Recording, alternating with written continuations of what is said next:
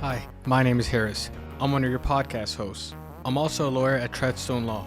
For most Canadians, buying, selling, or refinancing real estate, a lawyer is the last thing on their mind. That's unfortunate because lawyers play a vital role in the process. But what choices do Canadians have? Lawyers can be very expensive. Well, Treadstone Law offers resources to Canadians so they have access to the information they need. Whether you sign up for a live workshop or a mailing list, we cover topics to help you make informed decisions and avoid costly mistakes. It's advice you can start using today, and best of all, it's free. Visit treadstonelaw.ca/MAS offer or click the link below to get access right now. If you're looking to retain Treadstone Law, it's never been easier.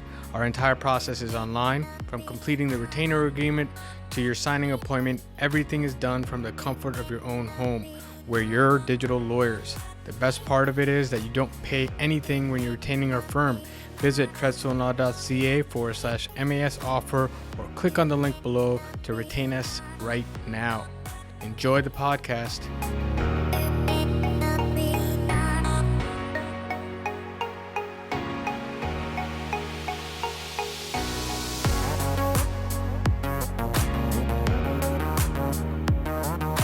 Welcome to another podcast episode of Hustle Grit. Today on my podcast, I have the wonderful Stef. Stef's a mortgage agent from the In Debt on Purpose team, which is a part of Vine Group. And we've got Jennifer, the CEO of the Jennifer Jones team, one of the largest eXp Realty teams in Canada. I was going to say Ontario, but it's all of Canada.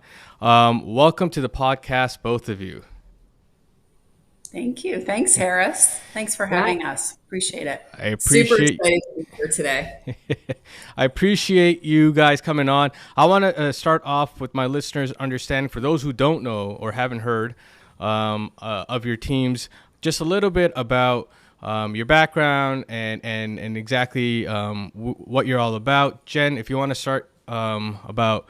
Well, you're the CEO, so that's a huge title. So tell us a little bit about your team, a little bit about your background, and let everyone know what you're all about.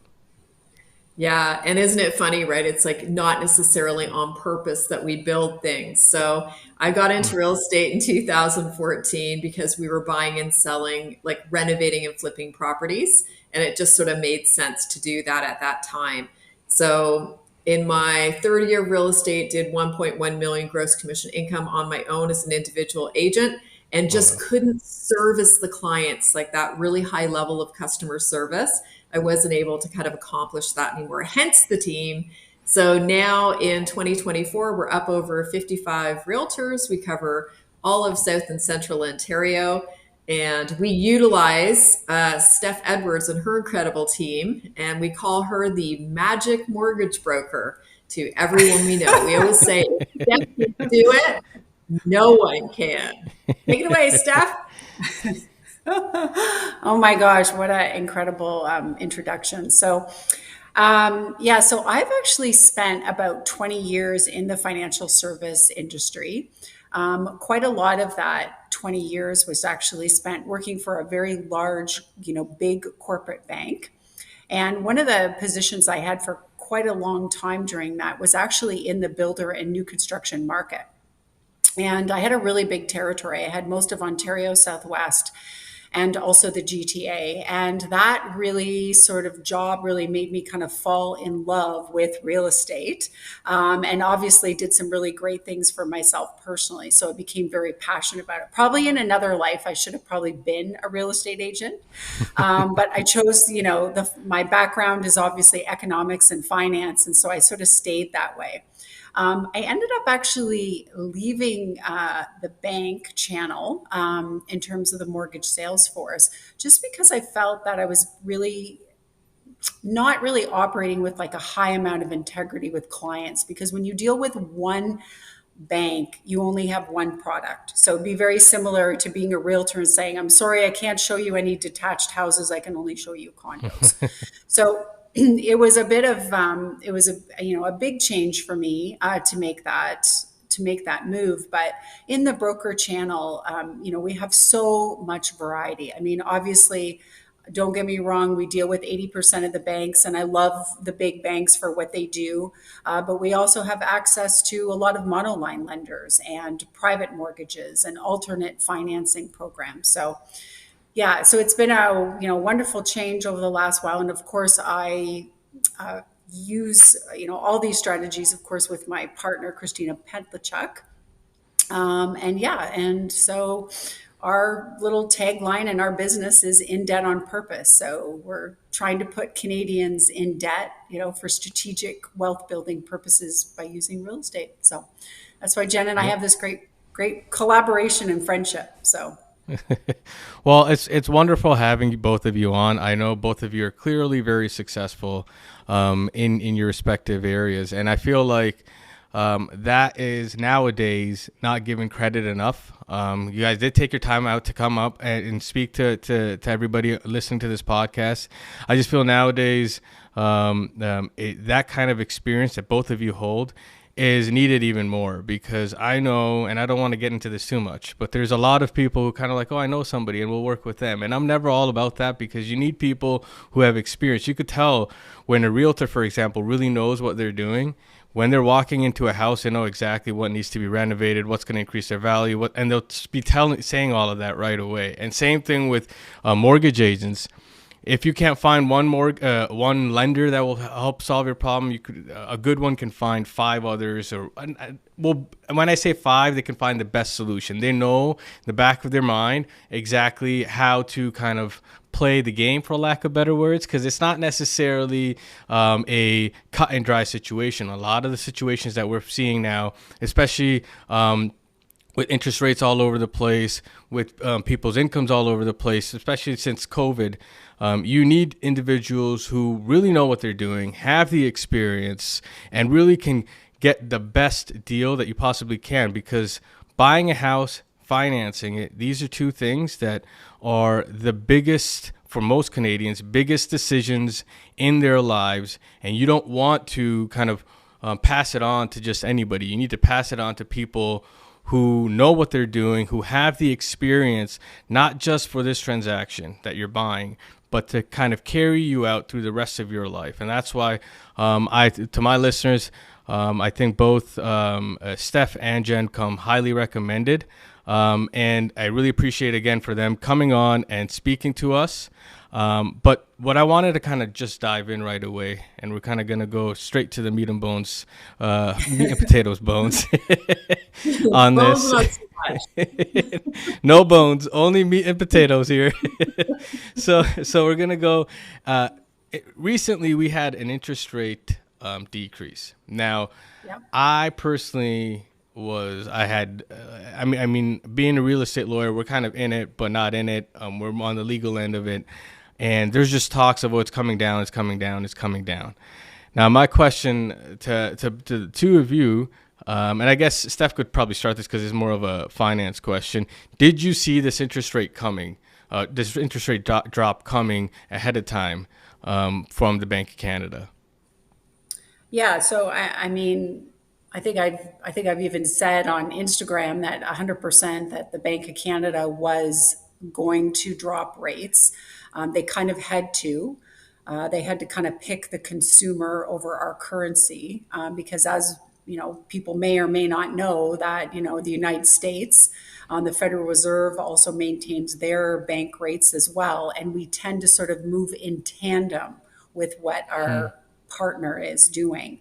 Now, some of the underlying economic data, though, was sort of shouting out blatantly to the Bank of Canada that yes, now is the time, to make an interest rate cut. GDP growth consecutive quarters was starting to drop. We're starting to see an increase in the unemployment rate.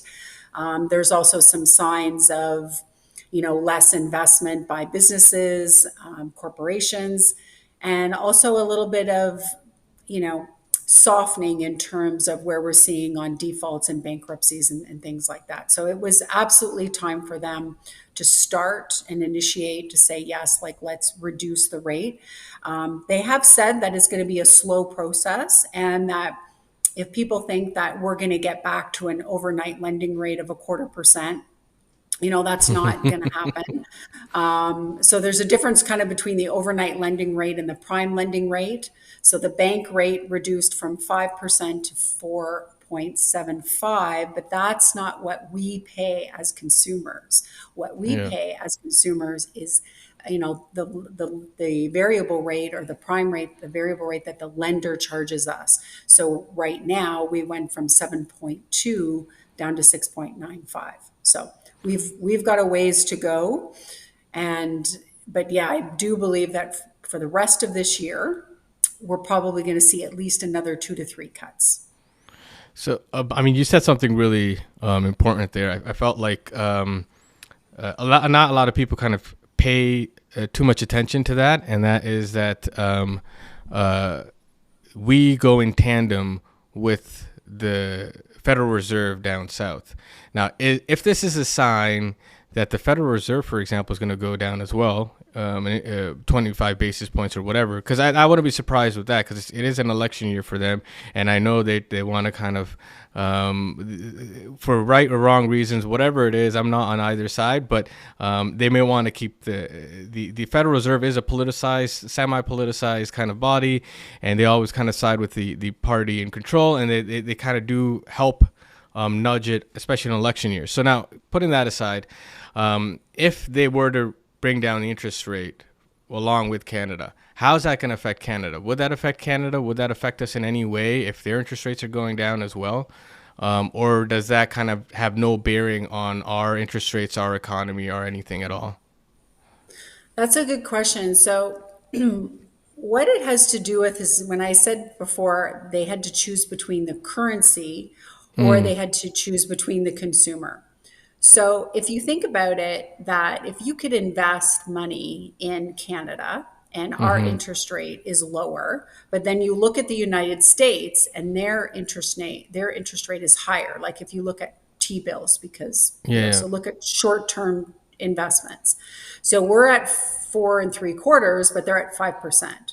So if you're an Yeah. investor thinking, well, where am I going to invest? And I'm simplifying this. So then you might think, okay, well, I'm going to invest in the US. And so what that does is it causes a demand for US dollars, which increases the currency. And then it creates less of a demand or a sell-off in Canadian dollars, which reduces our currency. So so it's what they call sort of capital outflows. So if there's a large difference in our in our interest rates, it's going to affect our currency. So having a weaker Canadian dollar for the fact that we are primarily an export nation, in some ways might be good, but also in terms of importing goods, because we do import a lot of goods into Canada, then the fact that we have to pay US dollars is also inflationary pressures, right? And so the whole reason why we have this very high interest rate environment is because the economy was overheating and the Bank of Canada was trying to slow everything down. And the way they slow everything down is making money super expensive.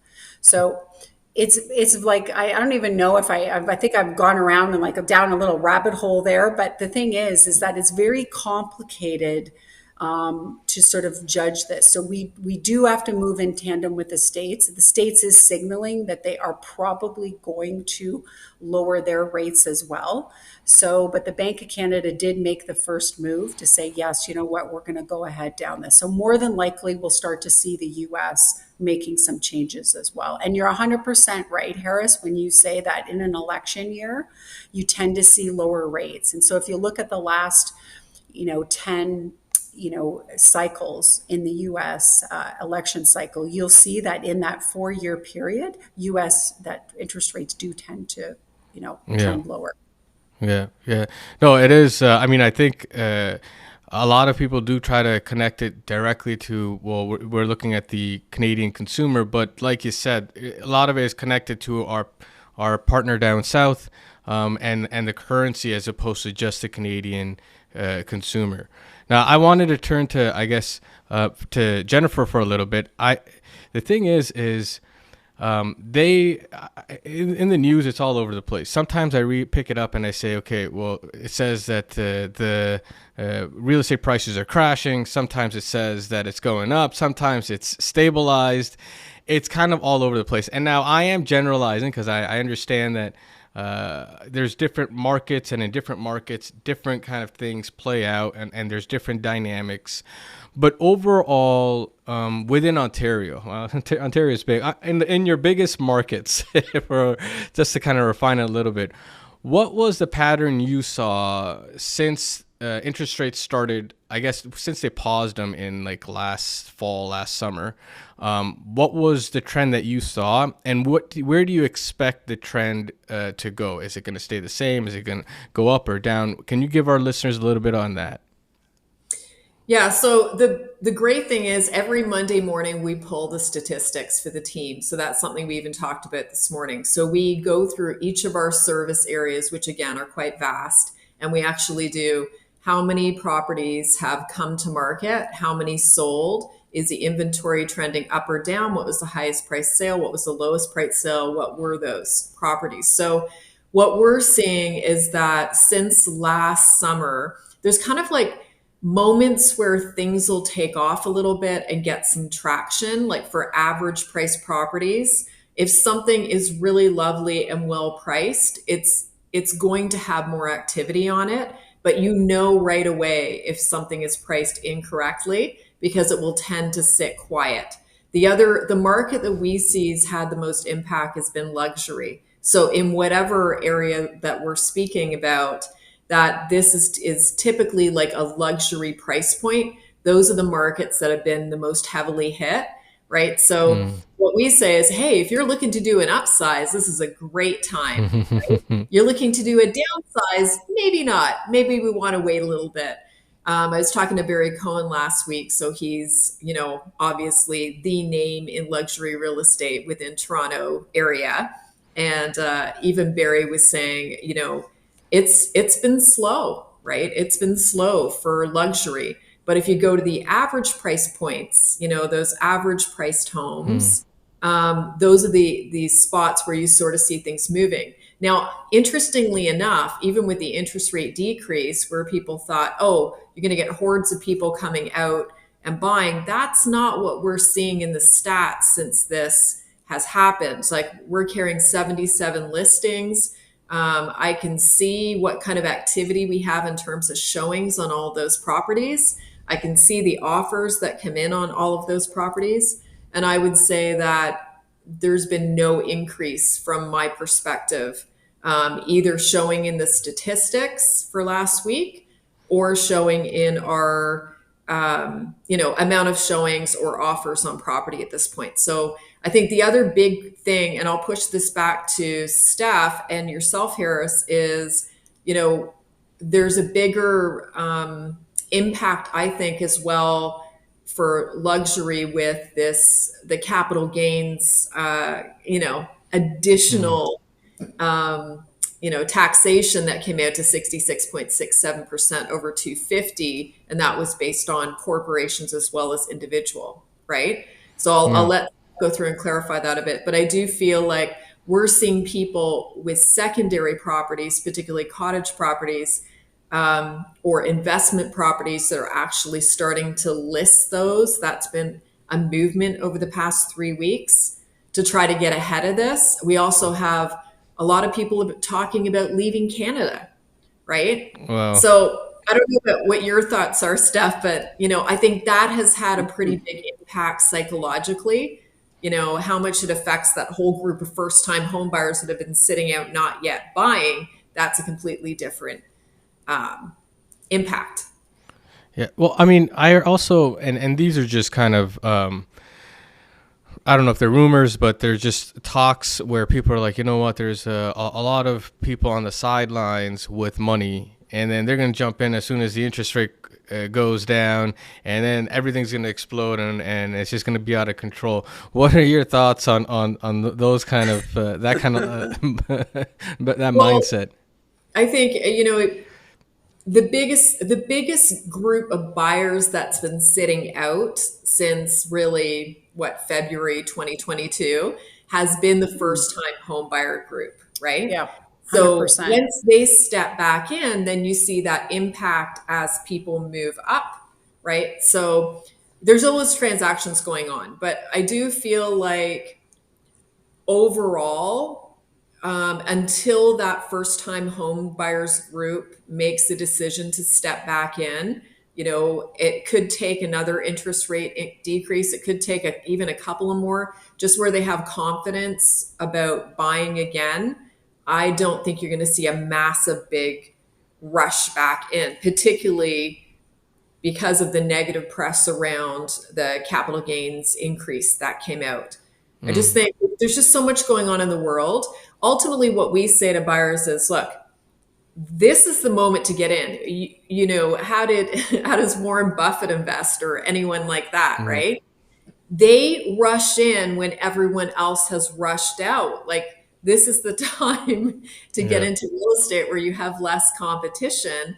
And and Steph has educated her whole team on the fact that you could get a mortgage for a year or a 2-year term and then renegotiate to a better rate, right? So there's all kinds of ways to position this, but I think ultimately the time to buy is now. If you go back to the statistics, even for the Toronto area, since 1972, they track on the Toronto Real Estate Board, and you can see it just kind of goes like this, gradually up. It has its little blips in its correction, and then just continues its trajectory. So the reality is, with even these REITs that have come into Canada, Blackstone, there's a bunch of them coming in and buying up properties, they're going to be renting these out. Like, you want to get into home ownership. You want, even for your kids, for the future, you want to be able to own real estate in Canada, which is considered to be one of the safest places to put your money, right, as an investor,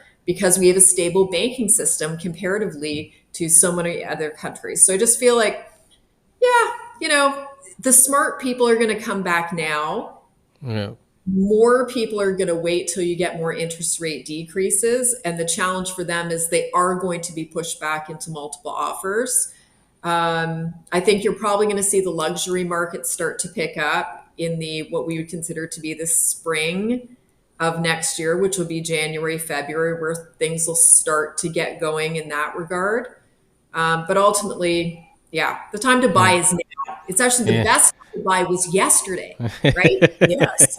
Yeah, 100%. And I think, sorry, Steph. Yeah, I was sorry. I was just going to interject that this interest rate decrease of 25 basis points, or a 0.25% on a $100,000 mortgage, it only reduced your payment monthly by about $15.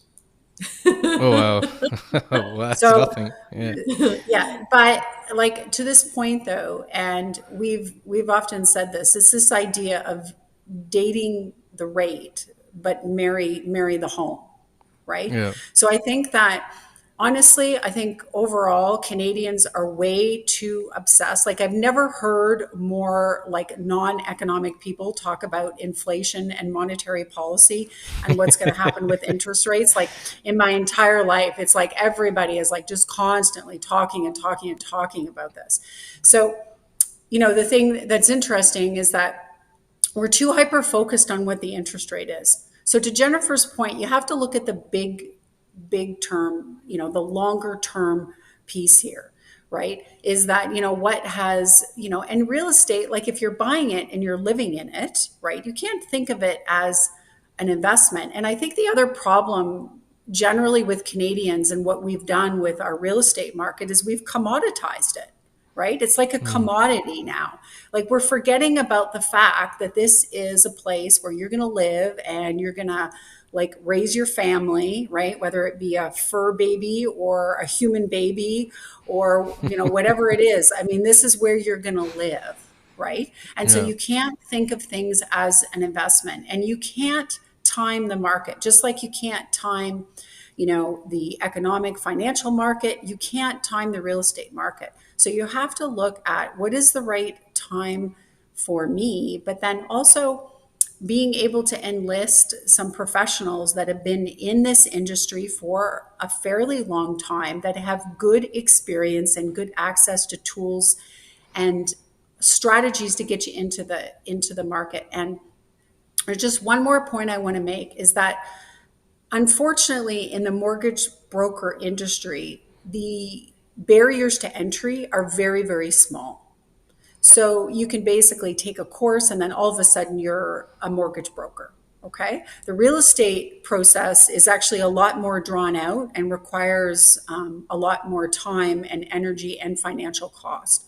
And so I would just say to, your viewers and your listeners is, really examine the credentials of the people that you're dealing with, right? Like, was this person like 6 months ago, doing a job that had nothing to do with finance or real estate, and I just think it's really, really important that if you're thinking about getting into home ownership, talk to like true, honest, like professionals, right? You're not going to try to fix your own car and kind of Google, how to do, maybe oil changes or change brakes or things like that. You're going to enlist like a professional to do it. And so it's the same thing. I think that because everybody is sort of in this, economic crunch and things are so expensive right now, as everybody thinks, oh God, I got to save money. I got to save money. I have to have the cheapest, like most economical method. But you know what? It's in the long term, that's not going to help you. Right.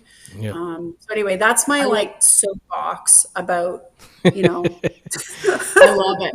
And I was going to say too, it's like, would you go into a surgeon's office, and he's going to do heart surgery and you say to him, how many surgeries have you done before? And he says, one.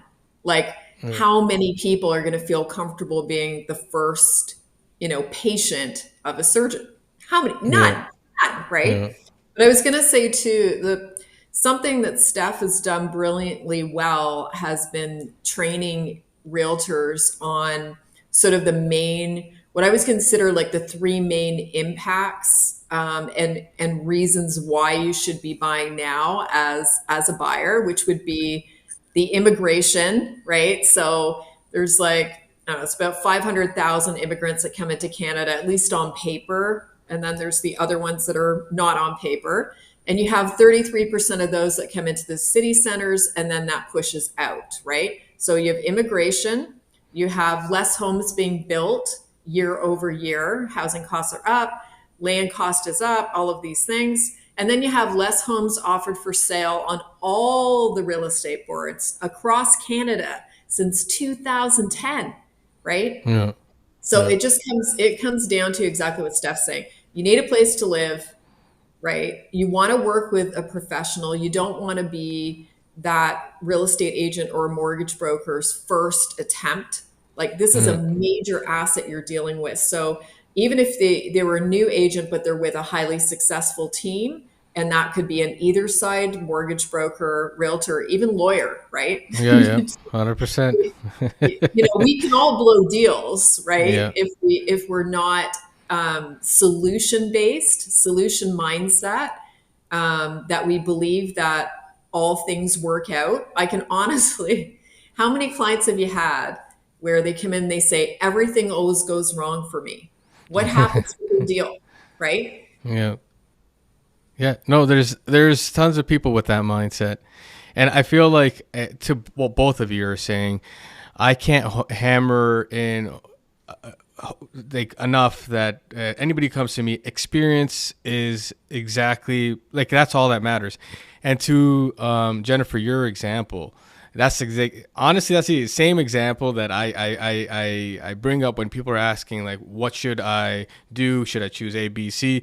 I'm like, when you're choosing a doctor, do you pick a doctor based on, hey, well, you know what, he's a family friend or something like that? Not that there's anything wrong with the family friend being a doctor, but that's not the only reason that you pick that doctor, right? You sit down and you say, okay, what kind of experience do they have?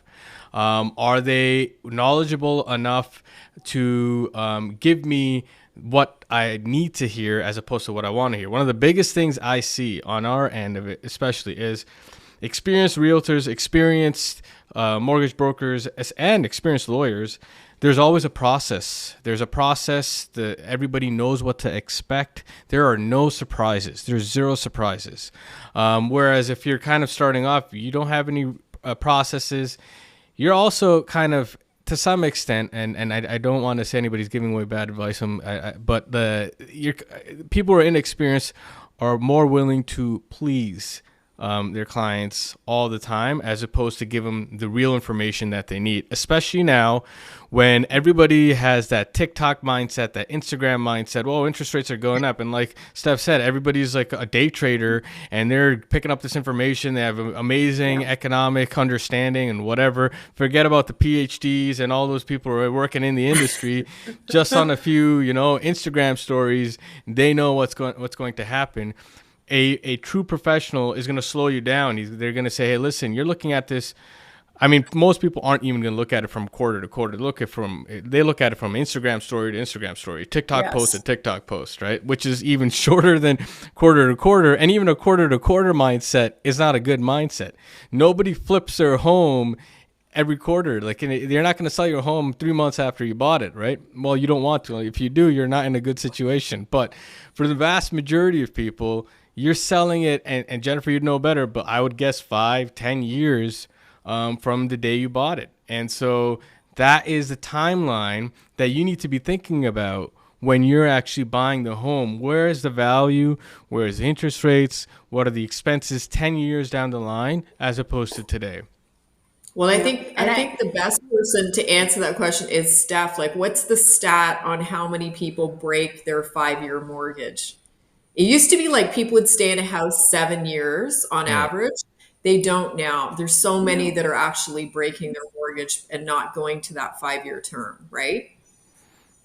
Yeah, like they say that on average, and it's actually kind of interesting that most Canadians, it's around 3.5 years. And it's 3.5 years maybe because, they're moving, they're shifting properties.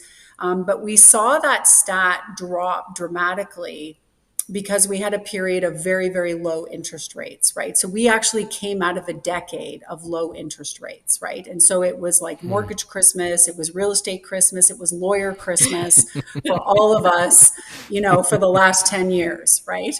And so what happened is people thought, okay, I can upgrade, because people actually don't, and I've said that, I joke with Jen about this all the time, is that people don't buy houses, they buy mortgage payments. Okay, that's what they're buying. So we saw a big shift in people moving around a lot of real estate and buying a lot of real estate as small-time investors because of where interest rates were. And so, at that time, it was just like super easy. Everybody was like, I'm going to be a real estate agent, I'm going to be a mortgage broker, right? Because everything was just so easy. But I want to make one point that Jen alluded to Warren Buffett. It's something I think that not a lot of people know, that actually Warren Buffett made 80% of his wealth after the age of 60. Okay. Oh, wow. So when we're talking about real estate, we're talking about buying a home, we're talking about financial strategies, it's not short term, it's long term.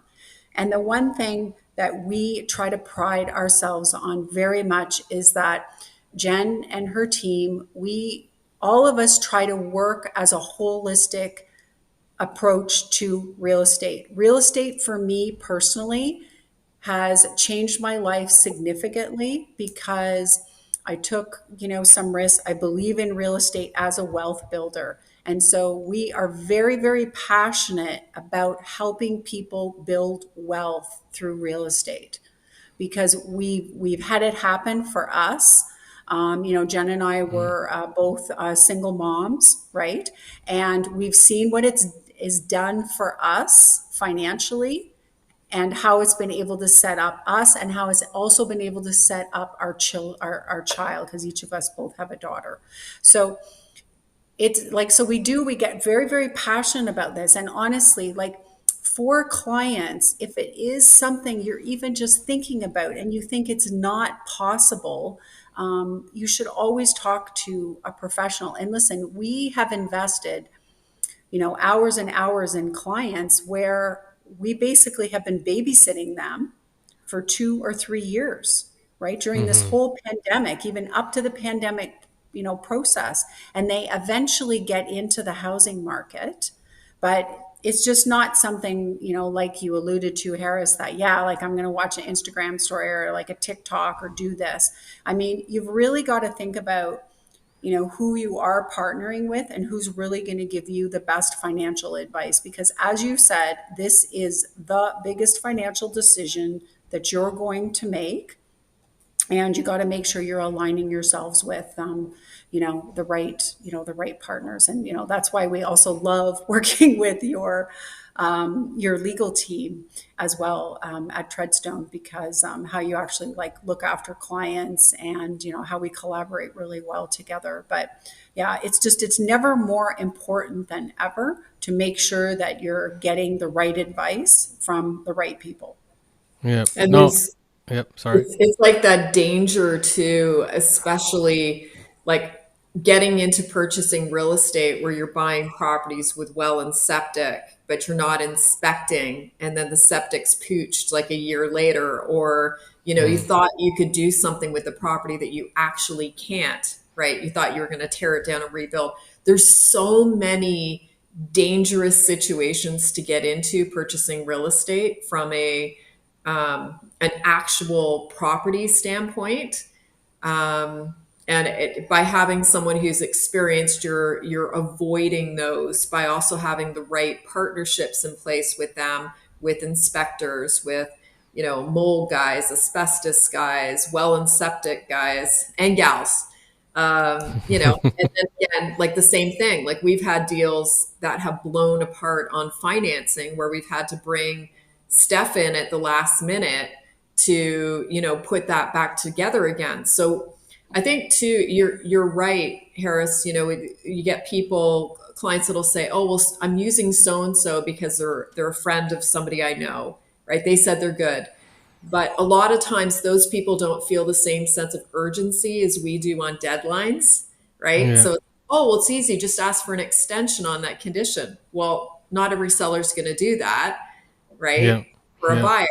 So it's just that importance of working with people that, again, are fast, they're solution oriented, and they have experience. And experience doesn't have to be years in business. It can be based on experience through number of transactions and exposure to situations, right? There's lots of Yeah. really great people that haven't been in the business a long time, but they've done a ton of business very quickly. And then the last thing I would say is just, the caution on exactly what you're talking about with social media, all the smoke and mirrors, right? People put content out and look like they're productive in, as any sort of professional, when the reality is that that's not the case, right? So Yeah. you have to be a little more discerning, Yeah. who you're working with. Yeah, and to what you just said, the experience and the volume end of it, I find, and I'm going to bring our conversation back on track, but this is really important. I think that the volume is the biggest the deal maker or breaker, because I think a lot of people who are trying to find professionals think that, okay, what they see, somehow they're going to be able to understand if that professional is good or not by them wearing a certain suit or whatever it is. They're on TikTok. But with true professionals, they're like, for a lack of better analogies, you're like an iceberg where the top portion, the majority of the professional is underwater. It's all in the negotiations, right? So when you have to negotiate an extension, realtors who have gone through enough deals know that each deal is different. They know how the other side's behaving. They know the incentives. Can we push for an extension? Can we not? Right? How should we push for it? When should we push for it? All of these unknowns that to anybody outside seems like, hey, okay, well, you know what? They just got to sign a form and send it in. It's not the same thing. Same thing with mortgage brokers. The amount of times that I have seen my team, at least, we've had issues perhaps with a broker that is a first-time broker, and they'd be like, you know what, and I'm giving you kind of behind the scenes of what's going on in Treadstone, and they're like, if this was Steph or Christina, this would have been closed by now, because you pick up the phone, you negotiate with the lender, whatever it is, and you close the deal, because it's not just about, here's an application, there's a conversation going on. So there's a conversation going on with your mortgage agent and the lenders and everybody involved there, with the realtor and all of the people that are working on the other end of that, right? With the sell side agent or buy side agent, whichever side. So you need to be able to understand, for a lack of better words, what time it is. You need to know when you can move, when you need to stop. It's through experience, it's through volume of deals that you can't substitute. You can't substitute that with, I read a really good book, I put up really good TikToks, none of that. All that stuff might help one way or the other. But Yeah. I definitely believe that at the end of the day, it is those unknowns that you just have a feeling for. I think Malcolm Gladwell, for all those who want to read a book. Oh, I love his stuff. Yeah. Outliers. Oh, Yeah. And he has, I think, one called Blink, is it? He has one where yes. a true expert knows when something is fake just by intrinsically. They just, because they've seen it so much that they know that, hey, and they themselves sometimes can't give you the exact detail, but they've seen so much of it that they're like, this one's fake. Right. So, Yeah. and I think he starts it with I think it was an art collector or whatever it was. And so I would genuinely get people to read that book. But that's how a true professional works in our industry, right? So when I pick up the phone and I'm speaking to another lawyer on the other side, I kind of understand what he's going to be willing to do, what he's not. And it's the same with everybody else. And so I say for everyone that this is something that you don't take lightly. It's not somebody, again, you can pick your best friend, but your best friend better know what they're doing. At the end of the day, that's all I say. I'm not saying, you know what, there's only a few people, but the people that you pick have to know, because there's so many variables here. Yeah. Yeah. I was going to say too, even with lawyers, like how many times have realtors stepped in to negotiate like a closing extension a week or two before closing without Yeah. understanding it's not their lane anymore, Yeah. right? Like Yeah. Yep. there's so many Yep. things you go, oh, well, it's okay. We just, yeah, sorry, they asked for an extension. We're just going to have to do that to their seller, right? Yeah. Without even Yep. asking the lawyer. And Yeah. then creating chaos by not understanding how things actually work. So we've had deals that were changed by realtors and mortgage brokers. They never told us. We're still going to close on the original date, Oh but somehow no. there's nobody told us that, hey, this has been moved to, and Yeah. it's just, that is the biggest thing. So again, with our firm, and I think with you guys, it's more like, we can pick up and we can make a call, be like, hey, listen, for example, one of the biggest things is you do a final inspection, there's something wrong with it or whatever it is. Instead of, like, I know sometimes the clients say we got to sue everybody under the sun. That's not the best way to approach this. Sometimes you want to do a holdback and you want to be able to close it. But sometimes we also understand that perhaps to finalize that, it's not the lawyer, if they get involved right away, they're going to look aggressive depending on the deal. We pull in the mortgage broker, the realtors, to see if they can talk to somebody so that we can close that deal. So it's all about just the team and the experience that they have to ensure that you get the best outcome. It's not just about closing the deal. You want to have the best, the least stressful outcome. Now, I want to change gears a little bit here. We're kind of running long on the podcast, but I think it's a good conversation. I want to move into more where should clients be going first? Anybody who's thinking of buying a home, should they be speaking to realtors first, mortgage brokers? It's, I think, a constant question. But before I jump into that, I know, Steph, you had a bit of a mortgage journey to kind of go over. I really wanted to show my viewers, and if you're listening, I definitely check out our video podcast to make sure that you get this graph on the journey of getting a mortgage. Let me just quickly share it. 1 second.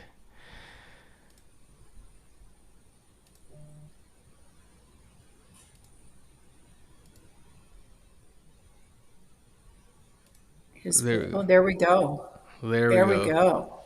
Yeah, so this is a typical mortgage application journey, not with our team. But this is sort of the typical. So for, those of you who are just sort of listening to this, there's probably about like 50 different back and forth touch points. You're kind of jumping around like a bouncing ball here. It's very, very inefficient and also very confusing for clients and also for the real estate partners that are involved. And then the next little graphic here Oh, so, yeah. is what our process is like. And so for us, our mortgage journey for clients, obviously starts with a KYC, so know your client, and document collection. So we are focused always on documents up front. After we have that first, talk with you about what is, your plans in terms of home ownership, whether you're moving, downsizing, or whether this is your first home, we want to make sure that we've got the documentation, that backs up the conversation. We do a very, very intense scrubbing of that documentation to make sure that when we present you with your budget worksheets and your net proceeds of your closing, or exactly how much money you're going to have to close, that you've got a really 100% accurate idea of where you are. So that then when we give you back to your trusted realtor, they've got 100% concrete roadmap of where to proceed. And unfortunately, with maybe some mortgage agents that don't do a lot of volume. And as we said, it's important to have lots of transactions. Like with our firm, we do a huge amount of volume. So we have access to lenders that not everybody would have access to, and programs. We also get preferred pricing. So, when you're dealing with an individual that might be, do 10, 15, 20 mortgages a year, right? Whereas we're doing literally hundreds of them and thousands of them, you've got leverage on your side, right? And obviously access to a lot of different programs. So that slide basically just says this, we're basically taking it down to about 10 steps, from over 50 touch points. So the question is, I guess, Harris, that you were thinking about, like, who should come first, right? Should the mortgage agent come first or should the realtor come first? So I'm actually going to let Jen answer that because I'm curious to see where her preference is. I think I kind of know, but I want to know what she's going to say. Yeah, O is the mortgage broker, because ultimately, if you get a client out shopping and they think they can afford more than they can afford, they're disappointed when they find out it's less than, right? They're not going to get quite as much house. So, yeah, I think too, there's like things that are unknown, right? They may not fully understand their financial position, and maybe it's even better than they thought, then they can afford more. So yeah, definitely mortgage broker first. Yeah, but then to that, I would say that there's, and I want to kind of add to that, complement that a little bit. I think that there's a lot of people who, when you say go to a mortgage broker, they're going to go online, they're going to find a calculator, and they say, okay, well, you know what, this is how much I can buy. What do you what do you have to respond to that? That's scary. It's scary. Steph, do you want to take that one away? Yeah, I think that so you go in and when you go in a mortgage calculator, you input your income. So if Yeah. you're a self-employed individual, like 35% of the Canadian population is actually self-employed.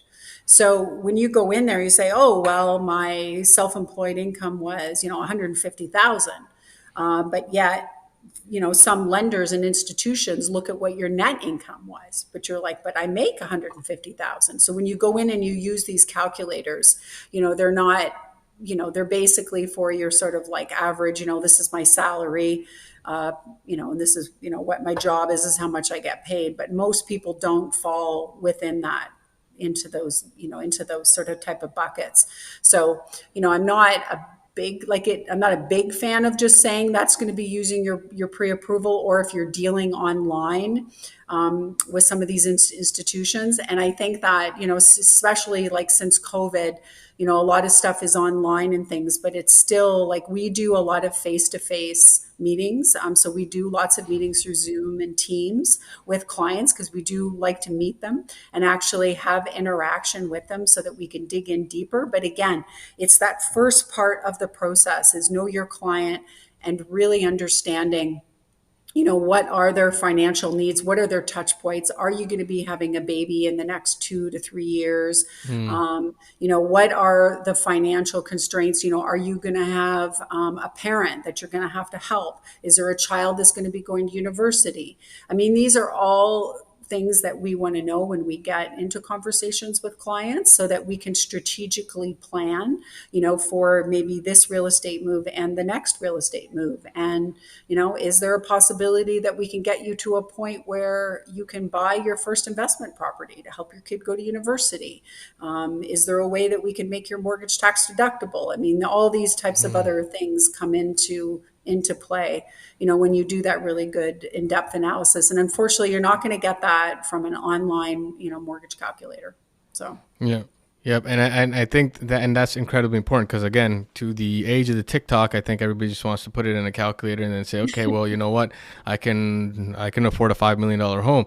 The issue with that is that, again, to what Steph said, there's medium-term planning that you're doing to ensure that everybody kind of knows where you're going and where you're going to be at. It's not about the next, again, TikTok story or whatever they call them, or the next quarter. It's about your life. You're literally planning your life, and you need to have a conversation with somebody to really understand what your options are and what's the best way to have the most fruitful. Like, I mean, I'd like to say you want to move into the biggest house, but sometimes people don't want to move into the biggest house. Whatever your ideal home is, whatever that plan is, wherever you see yourself 10, 15, 20 years down the line, it's got to start today, and you got to start planning to it. And it's not something that has to be too intense, but it's definitely not where, you put something in the calculator and then when you put in an offer, you realize, hey, the financing is not there. Like and that creates a whole other slew of issues. So that's why I always say you have to speak to professionals with experience, and not just speak. You have to build relationships. This is not a conversation. It's not a transaction. It's a relationship that you have to build because there's a lot of, I guess, it gets a little bit intimate, right? Because you're really speaking about things about your life and who you are and where it's going. Yeah. Yeah. I mean, we're in the people business, right? So we happen to do mortgages. Jen happens to do real estate, right? And you provide legal services, but ultimately we're all in, that people business, right? And so taking that sort of people post, it's worth a 10, 15, 20, 30-minute conversation. And we are genuinely, interested in what your plans are. And Yeah. I just want to say that I understand for the next generation coming into home ownership, it's extremely challenging. And like extremely challenging isn't even doing that justice. The financial circumstances that this generation has coming into home ownership is unprecedented. And so Yeah. the strategies that your parents had or that your grandparents had, or even that we had as a demographic, is radically different than what young people face today. And there are solutions out there, and there's plans and strategies that we can put in place to help people get into homeownership.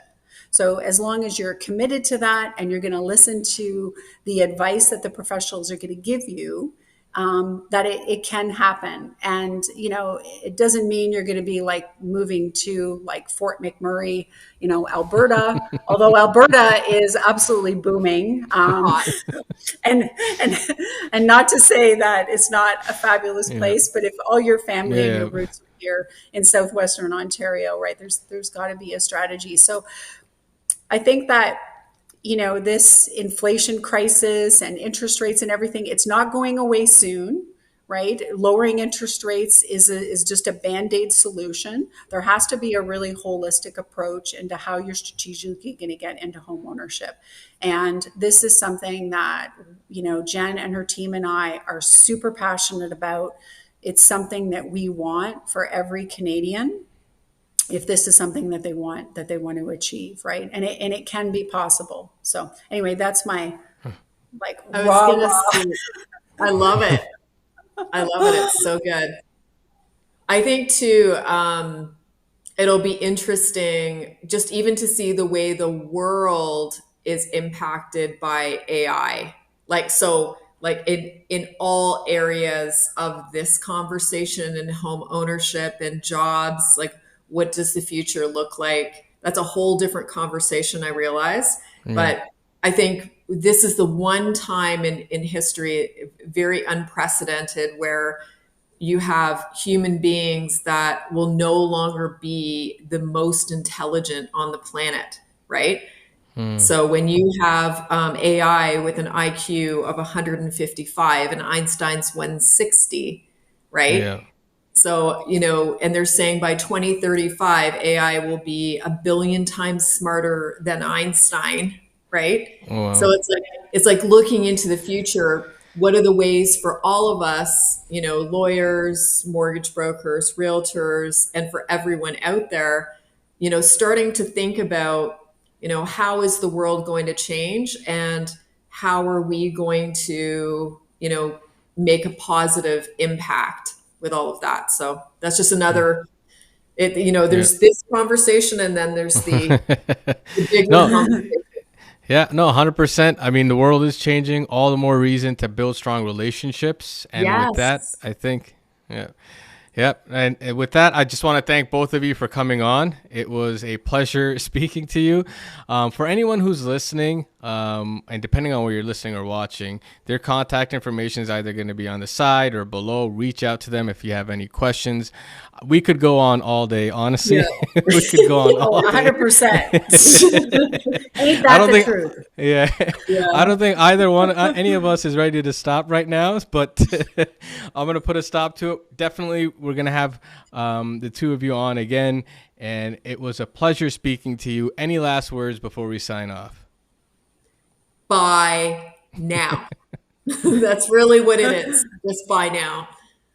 Perfect. Yeah, I want to sort of maybe like echo Jen's sentiment that, as she said, there are a lot of economic factors that are pushing a very, very tight supply, for immigration, less MLS listings, like et cetera. But the thing is that it isn't going to get any easier. If it's something you're seriously thinking about, or you just want to have a conversation, then talk to one of us, right? Just start the conversation. And, it may be something that you thought was unattainable. And, you may find out that it's a lot more attainable than what you thought. So we love to be creative. Awesome. Thank you for that great advice, and thank you again for coming on. Amazing. Thanks so much Thanks, for having guys. us.